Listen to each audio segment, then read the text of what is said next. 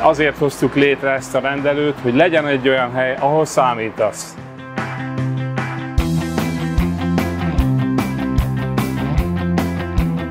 19 júliusában indultak el a munkálatok az átalakításhoz.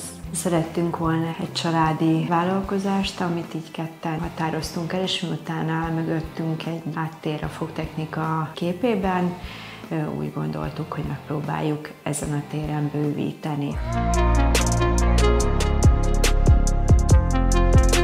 Mindig gondolkodtunk azon, hogy milyen közös vállalkozásunk lehetne, vagy milyen olyan feladat, ami mindkettőnknek elfoglaltságot ad, és ad egy célt a jövőnek.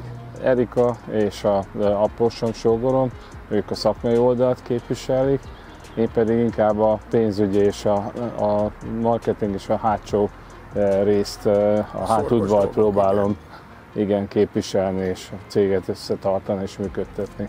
Próbálunk fejlődni évről évre. 2021. december végén vettük át a működési engedélyhez szükséges utolsó papírokat. Ez egy nagyon-nagyon nehéz időszak volt, ugye a koronavírusban akkor már bőven benne voltunk. Próbáltunk arra törekedni, hogy minél több feladatkört egy helyen tudjunk ellátni, és ne kelljen a pacienseknek egyik pontból a másikba elmenni. Fogtechnikai labor 83-ban. 83-ban, igen, akkor születtem, én konkrétan akkor születtem, akkor nyitott édesapám, akkor ment ki magámba. Előtte a fogtechnikai vállalatnál dolgozott, úgyhogy most már 42. éve üzemel a labor, és egy biztos, hogy a minőséget azt soha nem adta lejjebb édesapám, és én ezt tanultam tőle. Mi vegyes fogtechnika vagyunk, abszolút.